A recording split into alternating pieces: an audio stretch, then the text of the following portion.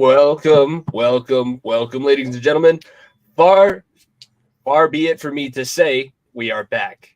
It's been a couple weeks. It's been a little bit of time, but we're here now. We have still a lot of NFL to talk about. That's why we're continuing on with this show. It's also a big special thanks to everybody who tunes in every single week. So if you were part of that show that tuned in every Sunday night this past season, you're part of the reason why this is happening, because we had such a big response. We had such a big audience every week. We wanted to continue to do that, and it's a little bit selfish. Jordan, Daren, and I like talking to each other.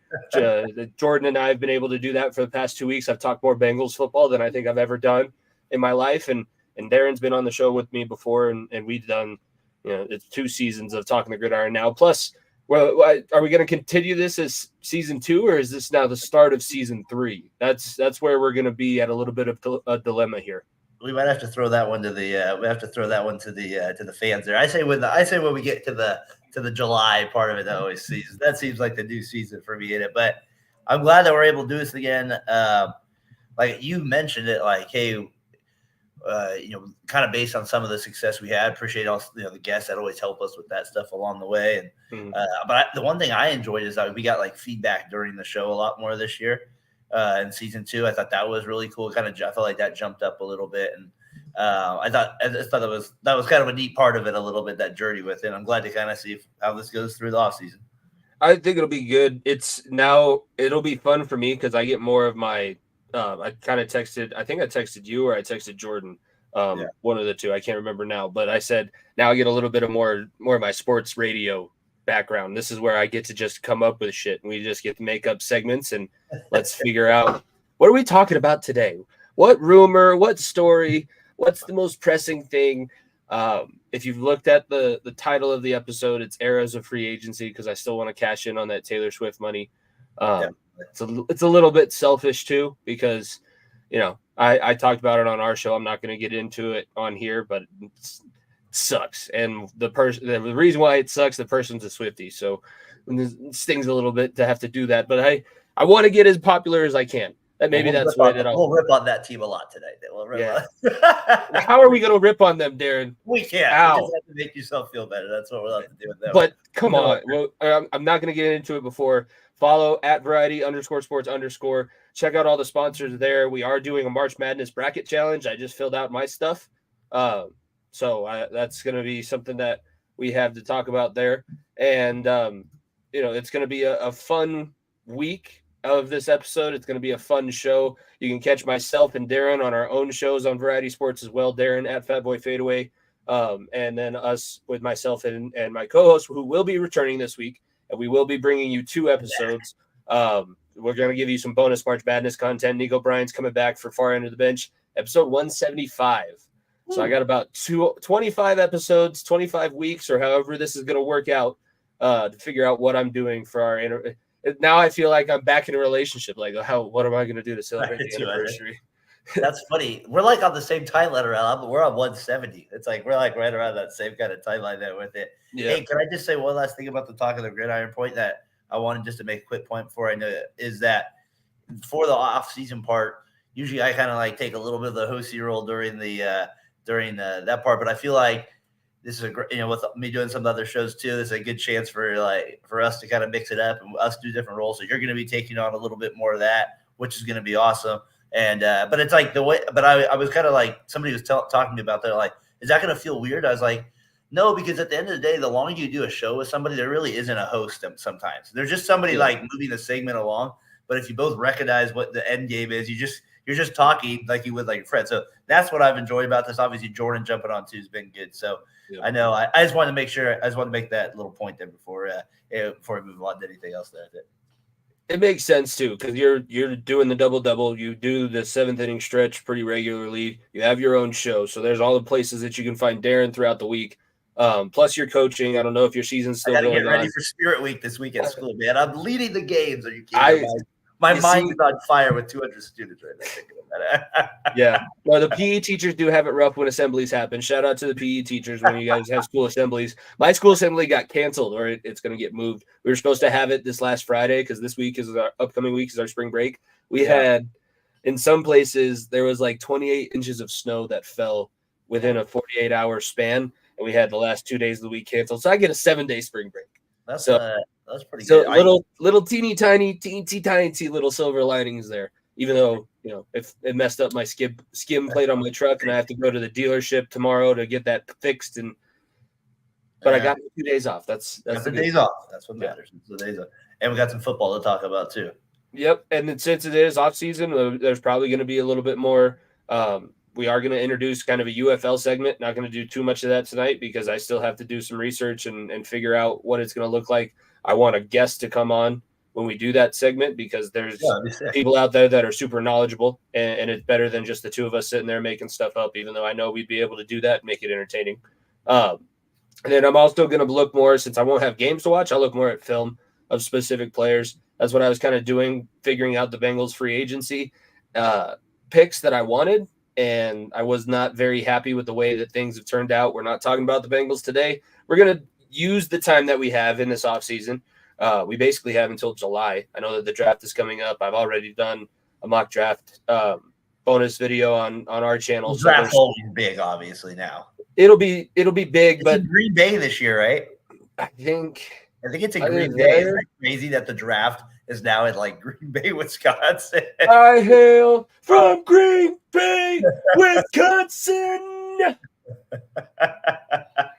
If they don't have Mr. Kennedy at the NFL draft for at least like the 7th, you could do him for the 7th round pick. Yeah, at least for that part, we got to get him on there. We got to get him on there. That's great. I mean, good for them, I guess, is what I'll say. Good just to me, more crazy that the draft went from New York and now it's in Detroit. It's just we're in little Green Bay out there. It's different. It's different with it traveling. But why would you go to Green Bay in March? I know that I just said that we had a snowstorm. Denver would be a pretty decent place for it. They liked it when it was in Nashville. That's probably the best time of the year in Green Bay, right? I don't know what it is. I honestly, I think it's either really cold or really hot. There's not really an in between when you're up that far north in Green Bay. And there's just not much to do. It's a teeny tiny town. Denver, at least there's a metro area. Ask John Morant. There's stuff to do here. There is stuff to do in Denver, Colorado. That's off the rock from the other night. Bring that up. That was good. Hey, can I? You brought this up in a text to me today. I think it was, and I was thinking about it. Was what's the most like fired up I've been up about like a free agency or like I was thinking. Don't tell me Jamarcus Russell. No, or draft pick, and I was because when you said that question, I was like, that's a good point. As a Raiders fan, like I can't think of really. I mean, trades. I got two. I got like two. Yeah, that I have ever been excited about. Everybody else's I've had to talk myself into. And I'm talking like way back. Like this is like going to sound weird, but like 2002, that would have put me at 18 when they signed Rod Woodson as a safety. I was like, oh, they're going to go to the Super Bowl. I knew it as a safety, and they did. They lost to the Bucs, but I knew they were going to be immediately like that was the position they needed. I'm like, that can't be the last guy that I was excited about in free agency, and it might be. I mean, like they've traded for a lot of these guys before, like Adams, Moss. Yeah. Like I can't. I mean, I'm trying to think off the top of my head. I tried to look some up, like where I was like, yes, that's a great free agent signing. Like Dante Hall, I guess. I don't know. As a Raiders fan, that's the thing, though, and it's different than we did something similar, but like that's the ongoing joke is that the Raiders, even with Al Davis gone, his spirit forces them. I'm picking the fastest guy left on the board in the first round. I don't care. I want the guy that's the fastest. Who ran the fastest 40 time, and that's who I'm drafting. They always take their big shots in the draft. They don't really ever take him in free agency. And I think that's probably because Al Davis wasn't as rich as all of his billionaire buddies and couldn't take as many swings. Here's the crazy thing. Free agency's only been around since the mid-90s. There was a whole 3 eras of football before free agency was even a thing. How do the Raiders have no good, like, real ones where I'm like, yes? I mean, that's pretty sad. It's not a great feeling. I mean, I'm thinking about it now. I remember the draft pick I was the most pissed about that they didn't get was when they had the second pick overall and they took Robert Gallery from Iowa and Larry Fitzgerald went number 3 to Arizona. I was like, oh my God. Like that was the one I was not happy about. And that's the only one I can kind of really kind of around that same time too. So what's your free agent one that you kind of like had you fired up? Free agency. I was pretty pumped up. Because I mean, like I was pumped up when we got I didn't know about it at the time, but Mike Hilton's worked out better than anything, and he's like exactly what the team needed, especially with the flip of the culture and the coaching change. But I was so excited when James Harrison signed. I thought that he was ready to become a total villain and just antagonize Pittsburgh and Baltimore. And the way that he'd done to my team for so long, when James Harrison got signed as a free agent with the Cincinnati Bengals for that one season, he was on Hard Knocks, and they did the whole like 30 minutes of the episode how he can't get acupuncture because his muscles bellies are so dense. Like the needle, it just breaks the needle. It's like, that's it's not healthy. It's not natural. No. It's steroids. We should just come out and say that it was steroids that he was doing, human growth hormone, but he worked out hard. That's one thing that I learned through that Hard Knocks season, that James Harrison worked out hard. He was somebody that I was ecstatic about. Yeah, that's a good call there. Like, there's always a few. I was trying to think, did you guys get an offensive lineman recently? But Orlando Brown's worked out okay. Orlando Brown Jr. he was. I guess that shows both our owners are kind of like they're.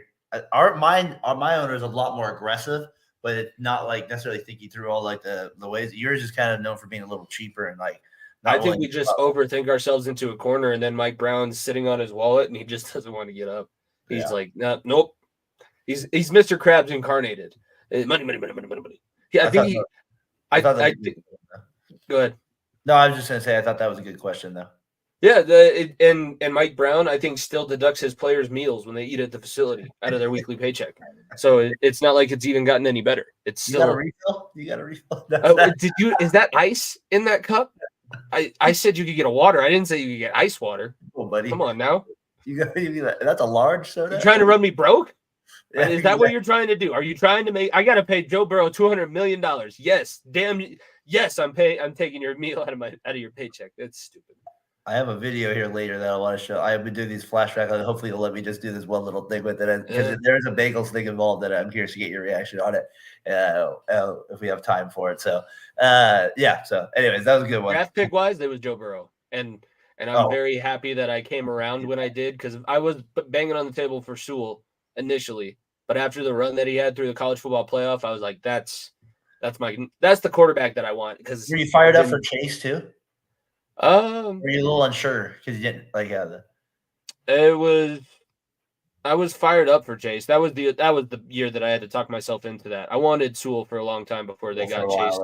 But I was nervous about Burrow because that was the year that we were stone cold getting the first overall pick. Like we were bad. That's the shitty thing that we have to talk about. That was the year we were getting the number one pick. I knew from like week 3 on, baby, we were number one. I'm taking whoever I want. Yeah. That was your thing. I had so many nightmares about them just screwing up the number 1 overall pick. So many. It was actually more stressful than if they had like what they had this year, the 18th overall pick. It was so much more stressful when they had the number 1. But Joe Burrow, I was nervous because Baker Mayfield just got drafted and Kyler Murray just got drafted number 1 overall, and they were kind of like fizzling out at that point. I was a little nervous. Burrow didn't have this huge track record yet. You just had that 1 year, right? But yeah, and the season before he wasn't bad, but I think the whole season before that was like LSU's. They were in their cocoon. They were waiting to emerge into that butterfly that we saw. Marcus Russell from LSU. Was it going to be the same for you guys? Was it going to be the same? It was. I would say ever since Joe Burrow got absolutely. Did you watch the bowl game against UCF? I think LSU won, but he threw a pick and. Some D lineman did a peel back block on Burrow and absolutely leveled him. And I think from then on, he like shook loose that psychopath nerve because I've looked into books. There's a guy that wrote an entire book about him, but he went on one of the podcasts I listened to. He's like, Joe Burrow has the same personality qualities as a guy that could end up being a psychopath. So he's either going to be really successful as an athlete or he's going to be really successful as a serial murderer. Those are like the two avenues that he can go down. His blood pressure just doesn't rise. He could be in the most pressure situation. He's just like, okay. Imagine you go and you get like a year evaluation on your son. That's when they come back. You're like, well, all right. That's usually two pretty extreme choices there with it. So I thought that was a good question. What you got on tap for us tonight? I think we're breaking it down and we're doing AFC West first. And I was going to do AFC and NFC. It's just there's so many moves that have happened, and the ESPN website's almost crashed my computer, whichever one that I've been using. I've been trying to scroll back through all the way, so I'm basically I know the big ones that happened, and I think the biggest one to start off with is Chris Jones. I think that's the most impactful one because he was the most impactful loss that they had at the beginning of last season. I think he plays a little bit more of a factor than I was initially leading on when Buffalo beat Kansas City that week 1 when they didn't have Chris Jones. That's a monster deal. And he's now the number 1 defensive tackle in the NFL. There's no more arguing. There's no more questioning. As Aaron Donald retires, Chris Jones now becomes that next person. And the Kansas City Chiefs decided he's going to be the highest paid defensive player in NFL history. I mean, $95 million guaranteed. I think he's going to be like 35 when this deal ends. And as a defensive lineman, I think Fletcher Cox, who also just retired, so I want to give him a shout out and give him his flowers. Defensive linemen don't normally play into their mid-30s. Like 33 is normally when they've been about worn down to that point. I think that it's going to be really impactful for Kansas City, and it helps them. They were able to keep so many guys that I didn't think they were going to. Drew Tranquill also re-signed in Kansas City. As a guy who's a fan of a team in that division, they had to do basically everything you were hoping they didn't. Like, they made really smart decisions. They didn't overpay for really anybody. They pick up Marquise Hollywood Brown also, so that's going to be next year. I said he's going to be next year's Kadarius Toney, but there's a chance that he might be next year's Tyreek Hill just because of the quarterback that he plays with. That had to be really disappointing to see Chris Jones stay and all the other guys they were able to just keep without having to walk in free agency. Especially when there was the rumor that he might come for like a day or so. I was like, it's not going to happen. There was, I don't think that was ever on, because people are also saying the Bengals. And I was like, the Bengals aren't paying $95 million to a defensive tackle.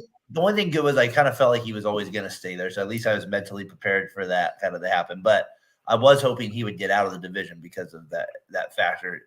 Just he blew up so many plays last year. I mean that's the thing, especially against the Raiders. That game they somehow won. What was that, Christmas Day? That they barely. I mean, Chris Jones was like in the backfield every 0.2 seconds against Aiden O'Connell that day.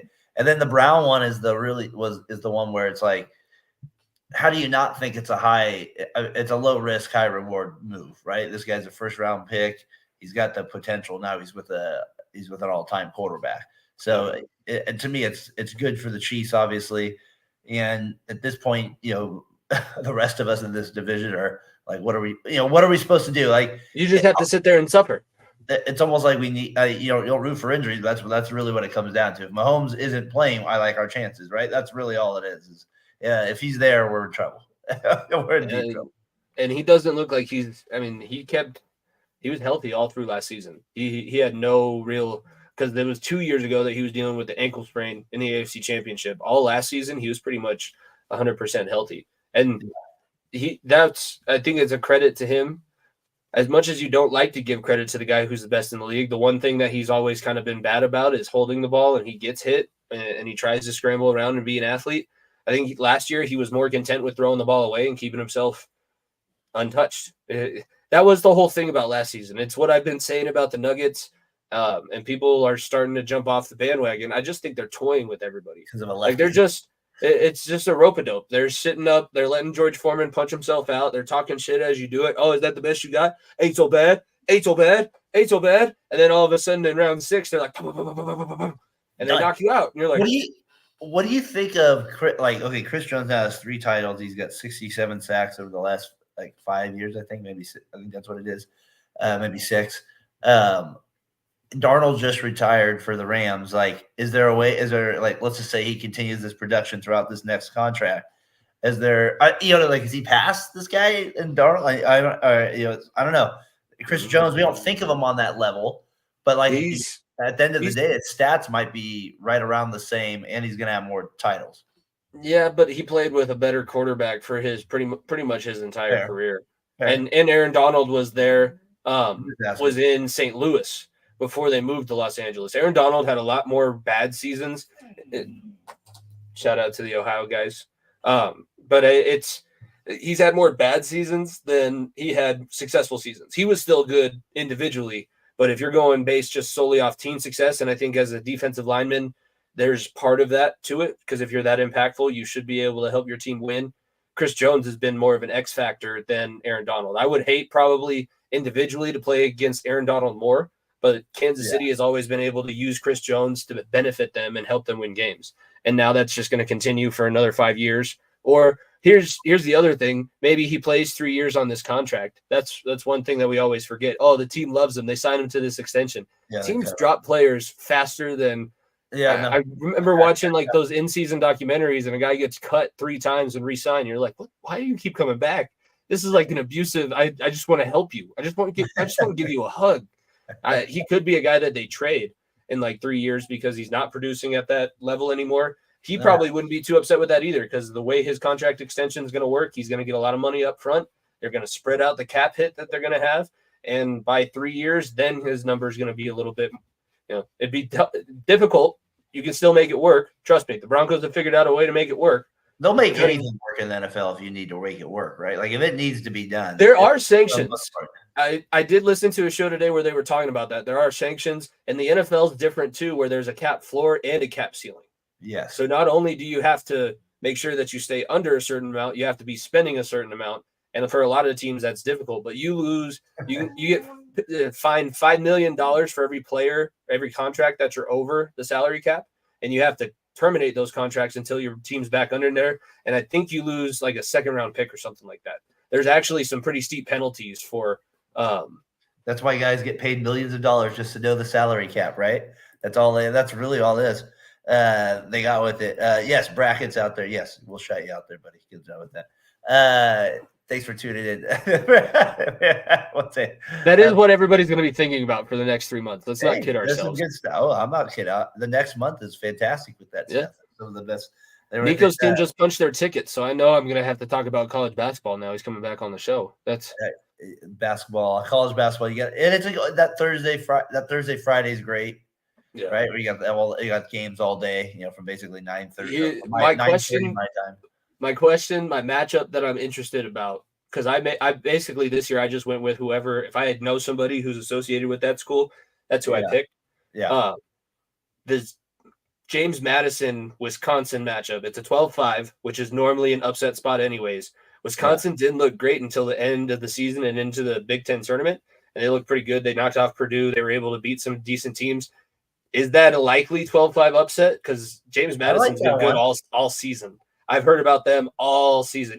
Not just their football team now. Their basketball program started I like that 12-5 right there. I like that one. That's a good matchup. Right? It seems like there's always going to be one or two of those, and that's as good as one in the bracket as there is. The other one that I have to throw out there is GCU is a 12. I can't remember who they're playing, but they're a 12, and they're playing against a 5 seed. Both Colorado schools only make the play-in games, by the way. After Colorado State was basically in the tournament all season, they bellied out, and CU barely made a play-in game. Yeah, I thought Colorado State was going to be a little bit better at times this year when I watched them play early on, but they kind of went with it. Just real quick, because of the Chiefs part of that. With that, what do you think is the team and free agency that maybe did well in that division? If the Chiefs, if they clearly are the most dominant team, right? What other one caught your attention a little bit? I'm interested to see how Los Angeles is going to look. I think Los Angeles is the wild card because they have, I think, a better coach that they're bringing in. I liked Staley in his first season. I thought that he was doing some interesting things. He tried to stick to what his philosophy was. He just got he listened too much. And Jim Harbaugh is not going to listen to anybody when they tell him he is or isn't wrong. I think that's going to be an X factor. They're still really talented. I know that they got rid of their receivers, but they can probably replenish those receivers. I think they have the 5th or the 10th overall pick. At number 10, you're going to get probably a top 3 receiver if you want to. I don't think that they need to go quarterback. I know that I've heard about that, and I know that, Jim Harbaugh coached J.J. McCarthy already. Why wouldn't he draft him if J.J. is going to fall there? Well, there's reports now that J.J. is not going to fall down to the Chargers. There's also reports that they just don't want to take a quarterback, and they're maybe going to take the best player available. I don't know what theory you subscribe to. If I don't need a quarterback, if I have Justin Herbert, I just paid him all this money, I'm going to get him a weapon or somebody to protect him. There's really good offensive linemen, and there's really good receivers in this draft.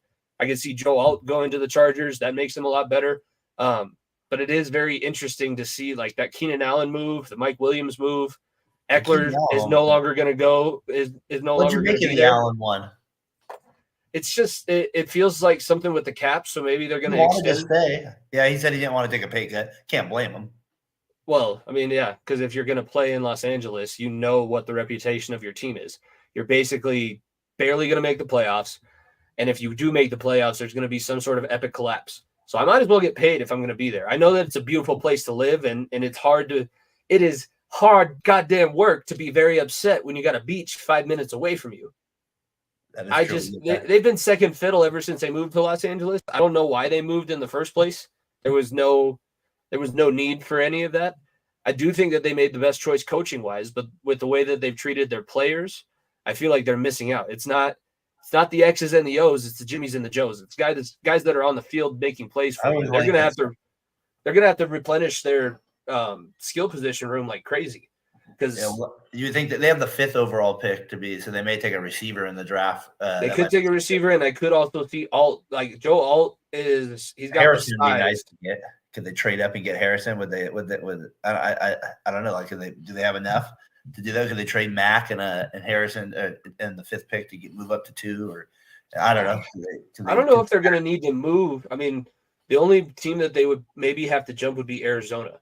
And at that point, I think you wait to see what happens. You probably have to wait 1 and 2 and see where that goes. Maybe you convince New England that you're not taking their quarterback that they want, and Arizona's probably not taking a quarterback. I really have no idea what Arizona's going to do. Arizona's a really Washington big wild probably card. Takes a quarterback then. I think it's quarterback 1-2.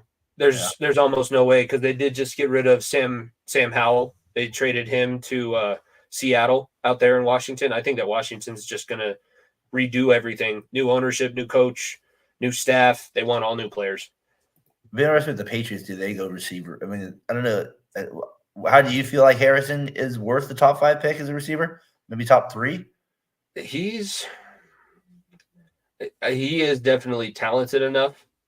I do think there's just a little bit of me. Is he going to be Jamison Williams, or is he going to be Jerry Jeudy? Is he going to be willing to put in the work? Your guy ripped on Mr. Jeudy this week out there. I saw. I was looking for Broncos stuff. What was the guy? Your offensive lineman? You look. Mark Schlereth. Oh, yeah. He's 100% correct. Like, the guy's been nothing but a headache. He's the biggest diva of all time. He never learned how to run routes. So they're running crossing route concepts last season where one receiver's supposed to be at 12 yards, the other one's supposed to be at 5, so that you have defenders that need to play at different levels to defend. They're both running at 10 yards. They got one guy covering 3 receivers because Jerry Jeudy won't take the time, the attention to detail to get where he needs to be. That's something that you don't see with a guy that his name's on the screen. Keenan Allen doesn't do that. Keenan Allen runs his route, and whether he's going to get the ball or not on the route, he runs it like he's getting it, and he blocks. Jerry Jeudy doesn't block. So I have hesitancy about Marvin Harrison just because the way that he handled the end of his college career, and I don't think that pairing him up with Herbert, though, seems like if the Chargers could get him. I feel like that's something that they have to do. I feel like that might be a bigger need than their offensive line. Their offensive line wasn't terrible last year. I think that Herbert got hit. Their entire team and their scheme was messed up from the very beginning of the season last year. I don't think that they were set up for success at any point. Upgrade alone, right? It's Jim Harbaugh. Offseason upgrade. Jim Harbaugh's never been unsuccessful. That's the other thing. As a head coach, he's never been unsuccessful. Stanford, he turned them into a pretty decent program, and they were able to keep that decency for a while. In San Francisco, he walked away when they had a winning record. After they'd been to a Super Bowl, he never had a losing record. I think they maybe didn't win the division, but he had a winning record his last year. He leaves Michigan with a national championship, and now he's back here. Like, I have a lot of faith in what their coaching staff is going to be able to do, but you got rid of a lot of your groceries. And I don't think those groceries were spoiled. I don't think they were rotten. That's kind of where I'm sitting. Like, if they can explain to me why this happened, if there's a logical reason why this went the way that it did, it makes sense. But now you got Keenan Allen waiting to pair up with Caleb Williams out in Chicago. What if they swerve and go Jaden Daniels? That's another thing that we can talk about. When we get closer to the draft, I think we do another whole mock draft experience. But that would be fun. That would be really fun to do something like, hey, if the Chargers are, if we're talking, I'm like, okay, they get the 5 seed. Just it's kind of like, okay, now. But I feel like going into next year, everybody's going to obviously pick them number 2 in that division, I feel like still. That's where I still feel like at the end of the day because of the quarterback play. It's a quarterback. Coach. That's what it is. And the coach. And I think that will be – so it'll be interesting as we kind of start talking – when we get to the other 2 teams. Like, it does feel like even though the Chargers finished last, it does feel like everybody looks at it as like these teams. I picked them to finish second last year too, Daren. Yeah. I didn't pick the Broncos or the Raiders. I had them picked second at the beginning of the season last year too. It seems like it's an every year thing, and it seems like there's always something that holds them back. But if there's somebody that's going to figure that out, I feel like they have the coach that's going to be able to do that. No doubt. They just all have to buy in, and it's difficult. Like it's a Schlereth story, but Miami will never win a Super Bowl now if they have home playoff games. I don't think Los Angeles will win a Super Bowl if they have all home playoff games. And the reason being goes back to the Broncos' second, so not Super Bowl 32, but 33. That one was played in Miami, and they went out a week early. Shanahan gave the guys the first week to do whatever they wanted to, hang out, we'll work out, we'll make sure that everybody's here. Then the second week, we'll start game planning. We'll start having heavy practices. And they said they showed up on Monday, and some no-name lineman that was just there because he's a backup wrote down 27 words on the board. Oh, what's that? He goes, this is the reason why nobody in Miami will ever win a championship. You want to know why? These are the 27 strip clubs that I went to last week. That's why you won't win it. Because I've heard those stories, and that's why some people, there was talk about that with the Niners this year, the first day. I don't think it was really an issue with it, but I remember that coming up a little bit with it. Do you want to go Broncos or do you want to go Raiders? What do you have? Where do you want to go with this one next? Let's go Raiders. I want to talk about what the Raiders are doing. And you'll know more than I do because who's going to be – is it AOC? Is AOC the plan at quarterback right now? Well, they signed Minshew. Okay. So I feel like Minshew – So Uncle Rico over AOC. That's great. That's awesome. Perfect Vegas guy, right, for a quarterback. I noticed that he wears those leopard spotted underwears, bikini style, sir. The Raiders are hoping for a Rich Gannon revival. Is that what this is? You got a guy that he needs a chance to play. He needs a chance. The dude has played every season he's been in the NFL and played for a long bit of the season. That's the crazy part. I know that he himself is knucking futz. I don't know if you've heard the stories of him from Mississippi State. He tried to break his own hand to get an extra year of eligibility. He took a hammer to his hand and tried to break it so that he wouldn't have to leave. Nowadays, they just let you stay. He could be a graduate student. And I don't know what graduate studies Mississippi State offers, but they'd have figured something out. There you go. What else? What are the other biggest, most impact moves? Early 2000s? Flea market. I do miss those ones at the Coliseum. Yes, I was there. The Coliseum is where they should have stayed. Like I always say on this podcast, I was at the last playoff win they had versus the Titans to go to the Super Bowl. That place was rocking. My dad had – I always respect my dad for that. He's like, as soon as they said they're moving to Vegas, he's like, yeah, I'm done with them. So it's hard for me. You know what I mean? So at least my dad did he's like, nope, they're not the Oakland. He likes them, but he's like, I'm not giving my money if they're not going to – I'll watch them, but I'm not going to – get my buddy, but those are it's not based out of your state anymore. I got about 30. I got about 30 tickets on the back here from all those Raider days out here. A few Bengals ones from I got one from 1998 of Bengals to take it out there. No free agency. Look at their quarterback, O'Connell, Minshew, and Brown. Right now, I'm sure they'll draft one somewhere along the line. But right now, you're even with the defensive tackle Wilkins. Yeah, that was crazy. That was a lot of money. I knew that he was going to be the highest paid. Yes. Yeah. Yes, I do think that you overpaid. And I think that they overpaid because they saw how young he is and what he's been able to do already in the NFL. Like I said, all of those things why I wanted him as the Bengals target, but the guaranteed money is just too much for a defensive tackle. It's a ton of money. It'll be impactful, and having him play with Crosby, that's where the Raiders, I feel like, especially with Antonio Pierce taking over full-time as head coach, I'm interested to see what their defense is going to look like. Their defense has to have that. Their defense has the same attitude Max Crosby has, which is where they play right on the line. It's like classic Raiders, just win. I don't care. I might have Stickum. Yeah, I have Stickum. Did I punch you in the nose? Yeah, I punched you in the nose. Did anybody see me punch you in the nose? No. So I guess I got away with it, didn't I? I guess there wasn't a penalty there, huh? Him and Crosby should form a great defense. That should give him a little boost there at that defensive line because they haven't really had a defensive tackle in a while. That's been a huge issue for them is they haven't had a defensive tackle. This year, they did lose Robertson in free agency, who I liked as a corner. They lost him. So they get Minshew, who's a backup quarterback. They get the defensive tackle, but it's hard to feel like it's hard to feel like that defensive tackle is taking us over the edge when our quarterback play is such a question mark. And then we lose Jacobs, who I know was injury prone, but then we didn't really replace him. We have White, who's good, but can he take on a full load? Probably drafting a running back too. So, and this is a thin running back class. That's why the running back contracts that we're seeing are as big as they are, and that's why Eckler had as much. That's why all those free agent running backs had as much hype as they did, because everybody sees that this is not. Yes, it's easy to draft running backs and it's easy to develop them into the NFL game quicker. I think it's probably the easiest position to go from one to the next, because you basically just run to where there's open space. Oh, magical. It's going to be Minshew as the quarterback if this is what they go in with right now, unless they draft a rookie and he outplays somebody in camp. Like, I just feel like as O'Connell, he's not as good as Minshew. Like, Minshew has his issues, but he's not as good as him. And I feel like he gives us probably the best chance to win. I feel like you give him Devontae Adams, maybe he plays a little better too with him as his wide receiver. I like the rookie tight end they had drafted last year, still Mayer. Maybe he comes on a little bit more. They have their left tackle's pretty solid, Miller. So, but I still don't like. It's like for Pierce, I'm just like, Minshew's my guy. Like, I don't know, that's tough. Well, tough. I mean, your owner has very little. But you have Mahomes in your division. Yeah, no, that's not the. Your team has to be so much better outside of your quarterback if you're not going to have a quarterback to play with Mahomes. That's what. None of our AFC West teams, we're all just chasing the quarterback. There's not anybody else that's 15.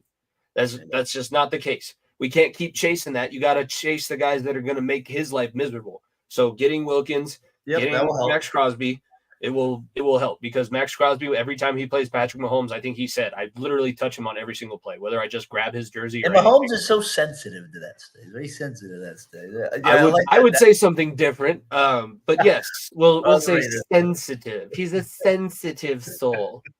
He's just so nice. He's the face of the NFL. Super. His wife is Taylor's best friend. You better back off now. I don't know if you know what you're getting yourself into. You better watch it. Yeah, exactly. And all of a sudden he goes, I don't think you better stop talking about Taylor's team like that. You better stop. Jesus, Bernice, get out of here. Okay, I'll stop talking about them. Christ. I think the Raiders and the Broncos. You want to know my biggest issue with those two teams? Yeah. How many draft picks do the Raiders have from like 2018, 2019, and 2020 on the team right now? None, probably. That's probably just Crosby and a few. I think it's like two players that the Broncos have, and they're two players, like it's Cortland Sutton and it's Josie Jewell. Those are two players that they're probably going to move on from because they're making too much money on their extra contracts and they're not living up to the hype. Drafting is important, especially middle of the drafting. Rounds 2, 3, and 4 are where you find guys that's where you got to hit. Those are a little bit more of the long shots, but that's where you get your depth pieces moving forward. And that's where you develop them. Like you got to develop these guys into good players in the NFL. And right now the Raiders and the Broncos are probably the two worst teams at identifying talent and being able to keep that talent and getting that talent to produce. You can't have nobody left over from the three most previous drafts on your roster. That's why we got to get Terrell and be like, well, hold on. Wait a second here. Wait. Those commanders, I'm going to give you that. They're not even going to be called the Commanders in a couple of years, Terrell. They're not even going to be called. That the new owner's changing that name so fast. He doesn't want that. He doesn't want that name to be associated with him. Hey, did you see my random notes here? You can have whatever. This was mine I said quarterback is going to be who? The running wasn't Stidham. Yeah, that's kind of there. And then those are just my little. The quarterback doesn't mean Stidham, the Broncos quarterback, and Minshew, the Raiders quarterback, against Herbert and Mahomes. Whew, man.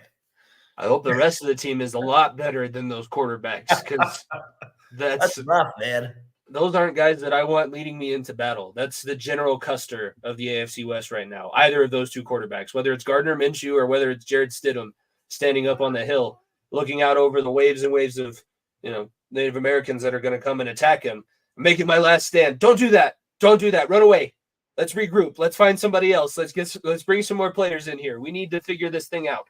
No, I think the Broncos did this to themselves. George Payton, the fact that he still has yet to be even talked about as a guy that's on the verge of losing his job, And I'm somebody who lives in the area, and they talk Broncos every single day, even as good as the Avalanche and the Nuggets are right now. It's what are the Broncos? What are the Broncos? Broncos, Broncos, Broncos. It's always a football town. Well, what do they want then? They want like Bo Nix as their quarterback this year? Like Bo Nix, here's what I hear a lot of. If Sean Payton falls in love with one of these quarterbacks, commit to it, go all in, full send. So if that means that you have to trade up, that means that you trade up with whatever assets that you may have. That is the most sound strategy that I've heard from them that's been discussed. I don't know what Sean Payton's going to do. Sean Payton thinks that he's smarter than everybody else. He's a tough coach to read because he truly, truly thinks that he's the smartest guy wherever he ends up. And he could do something totally like he might draft a kicker with the 12th overall pick. He's not going to draft a kicker with a Sebastian Janikowski. Shout out Al Davis there. Hey, real quick, Raiders Jordan from Variety Sports Network here. He does the Vegas podcast. I heard Jaden Daniels. Do you have more faith in Daniels or Bo Nix then? Because I hear both names kind of. Jaden Daniels, I think, will be more successful in his first season. I think that Bo Nix might have a little bit higher of a ceiling because I don't know. Whoever can keep themselves healthy is who I have more faith in. I saw a video the other night. It's the one red flag that I see about Jaden Daniels is he gets hit like a Looney Tunes character once every game, and it had the Looney Tunes music behind it, and he's just getting plastered by these SEC linebackers and safeties. He's scrambling, and he's running at 6'5" with the ball. He's like, oh, this is nice. Just gets absolutely blown up. And if you do that in the NFL, you're just going to get killed. You're going to get yourself cut in half. I think Bo Nix is a little bit sturdier as an athlete, and he might make a little bit better decisions. He's able to protect himself a little bit more when he runs the ball. So I don't see either of those quarterbacks as top 10 talents, if I'm going to be 100% honest. Yeah, when you guys they have the 12th pick, the Broncos, right? And then there was what's the guy from Michigan? I feel like he's getting kind of JJ McCarthy. That's one. JJ apparently really enjoyed his meeting with the Broncos at the combine because the Broncos went with the opposite strategy. So instead of getting these players in saying, "Wow, you're pretty," let's watch this touchdown that you had against Middle Tennessee State. Ooh, let's watch it again. Ooh, that was nice. Broncos sat everybody down. It's like, why'd you throw this pick in the national championship game? When they had their meeting with Michael Penix. It's like, what were you thinking here? Why did you make this read? Why didn't you do this? Why didn't you audible? Like, I think I'd rather have him, Penix. Oh, no. Hell no. No. I don't think left-handed. Like any of the quarterbacks after the first kind of, to be honest, like I'm not I really don't even like Caleb Williams. Daniels is the one I'm kind of intrigued by, but I'm not sure. Like, I don't know. He's the only. If my team was in the market, I would say I would want Daniels first. I would want Jaden Daniels over anybody else. So Jordan's, I get why he's saying that. I just don't think that he's going to be available. Jaden Daniels is so talented and athletic. He's going to be a top 3. Do you feel like it's a wasted pick for these teams, like the Raiders and the Broncos specifically at the bottom of this division, to take quarterbacks like this with like team picks? Like that's the thing right? Like if you're a GM, you have to kind of weigh, like if you take these guys to the first round, you're going to want them to play. And then if they're not good, you're probably losing your job. You know what I mean? It's like, I don't know. Like that's a hard spot to be in. Like we're talking like, I don't know. If those teams, if the Raiders and the Broncos are in the position, I'll give you the guys that I think are non-negotiable if they fall to you with that position. Joe Alt, if he's there, because he's projected top 5. If he falls past 10, whoever picks him up makes the steal of the first round.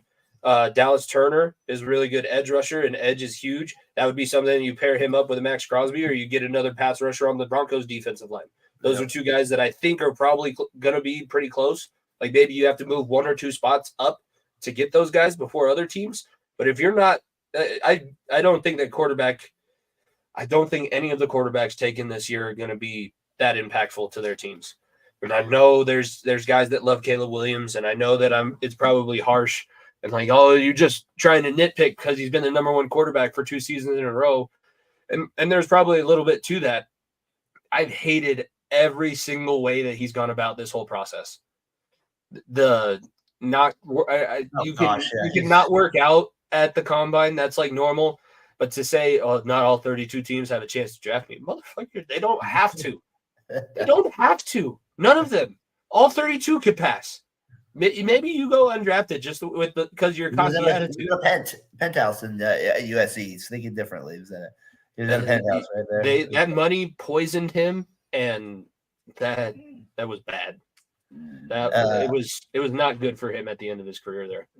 Yeah, Jordan, we just kind of touched on the Raiders parts of that with that part of it there. With it. Yeah, there were. Well, what do you think? My last note I had for the Broncos was was maybe getting that Bowers guy from Georgia. I liked him as a tight end, and maybe to give Stim somebody to throw to. And I like that. I don't know that might not be a bad pick, or maybe it's I think that he's got a chance that he doesn't fall past Harbaugh.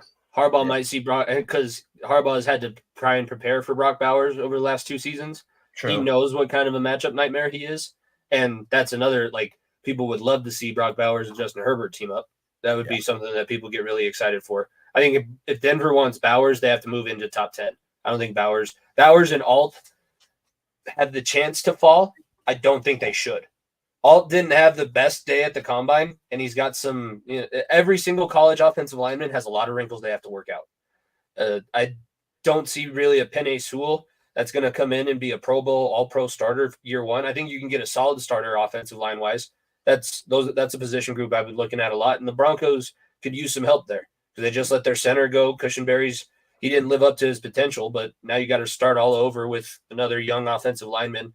There's guys that you can pick up. I think.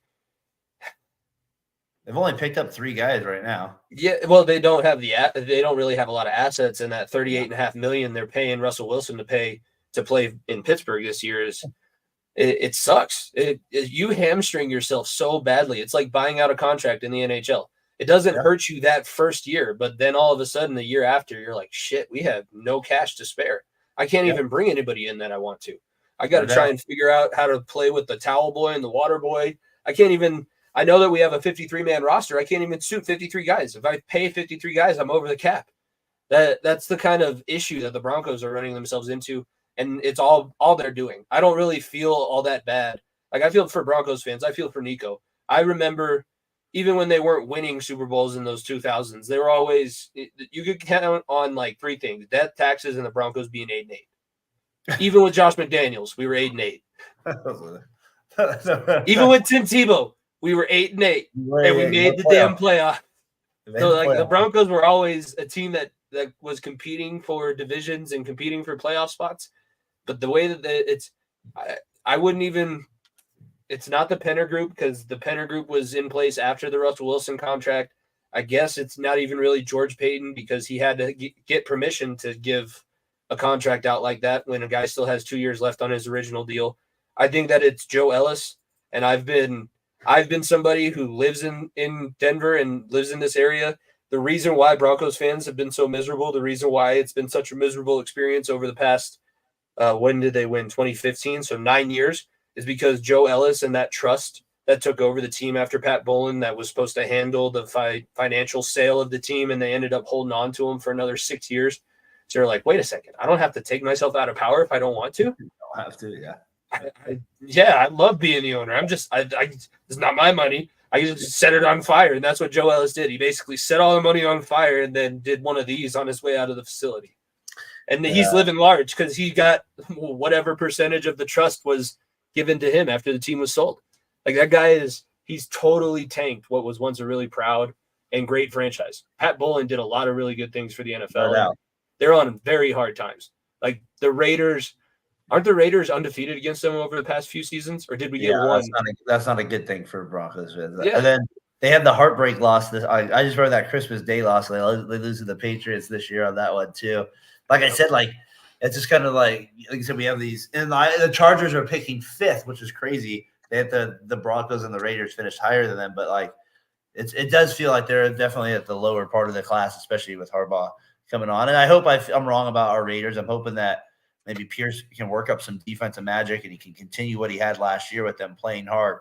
I just worry about the quarterback play at the end of the day. You know what I mean? is it enough? So we'll see. We'll see if that's enough here. I need to see can the linebackers play a little bit better for them. So a lot of questions, a lot of that was I don't know. We'll see what happens in the AFC West, but there, especially with little late moves here, injuries, all that stuff adds up.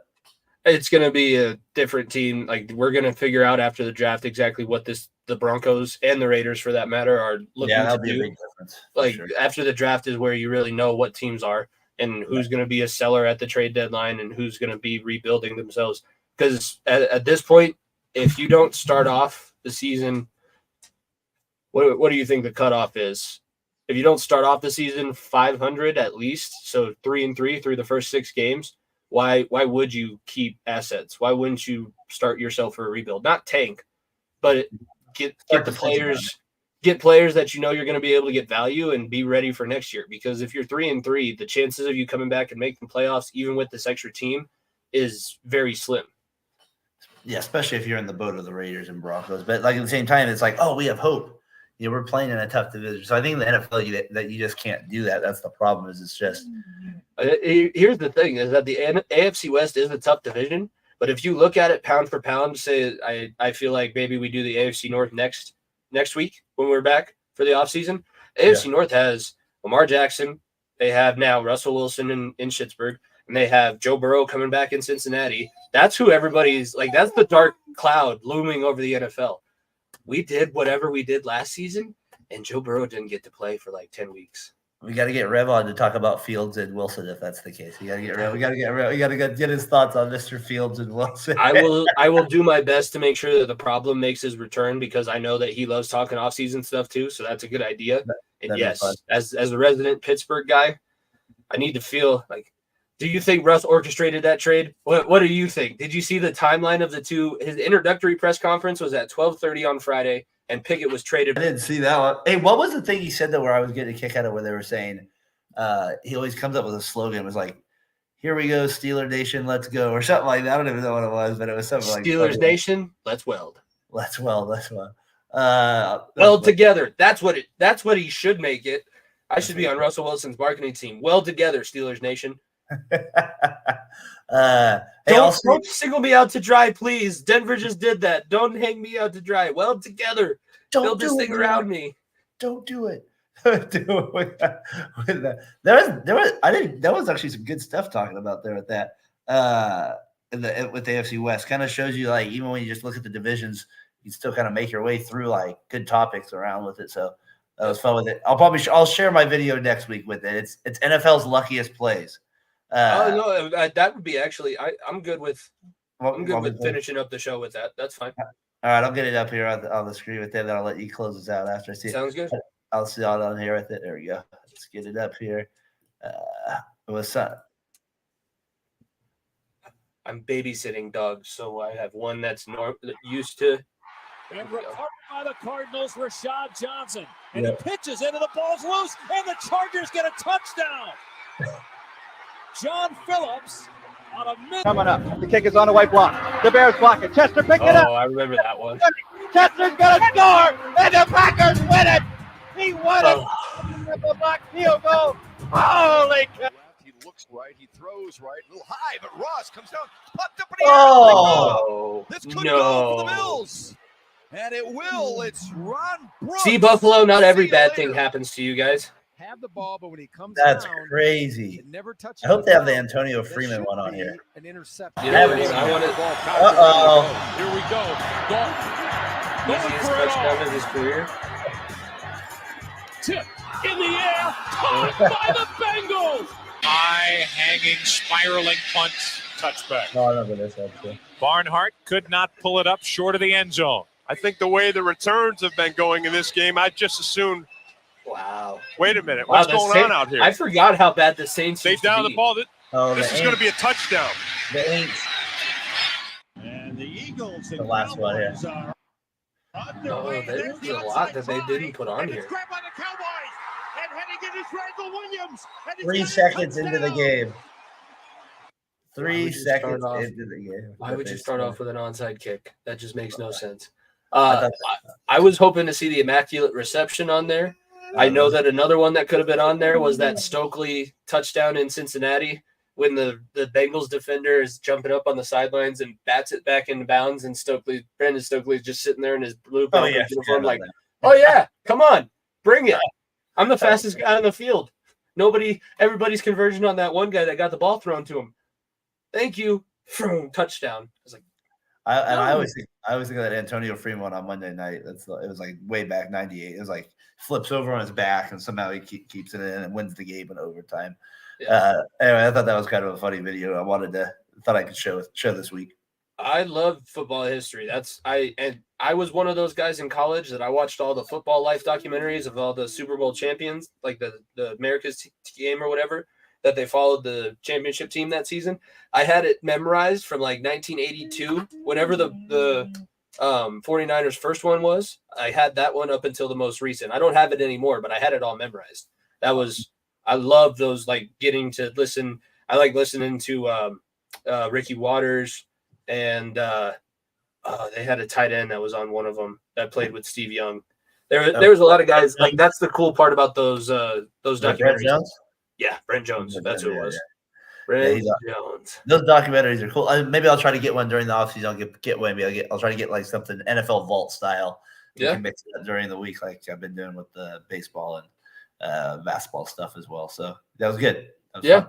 All right, that's going to wrap us up for the first off-season episode of Talking the Gridiron. We are going to be back next week. We'll keep it at the same time so that everybody is aware. We can all tune in. If we didn't talk about your team this week, we're talking AFC North next week. So if you're an AFC North fan, get geared up. If you hate the AFC North, learn about why they're either going to be good or bad. But I think that was a great episode. Thank you guys for tuning in, all the comments. And be sure to subscribe if you're watching whichever channel. Be sure to subscribe to VSN. Leave a like, a video, a comment on those videos. Everyone, all the channels that we have, all those shows can be found on the Variety Sports Network page, and they're all playlisted out. So be sure to subscribe there. Follow our shows at Fatboy Fadeaway and at FEOTB Pod. And yeah, keep tuning in all the way through the rest of the offseason. It'll be a version of the three of us. Jordan wasn't able to get on for this one, but we'll have our normal crew, and we'll be bringing back our guests and everything like that. So we got plenty of stuff to talk about in this offseason. But that was a good way to kick things off. For myself, Jimmy Pilato, for Daren, from Fatboy Fadeaway Sports, for Variety Sports Network, thank you guys for tuning in to Talking the Gridiron. Eras of Free Agency. We will see you next week.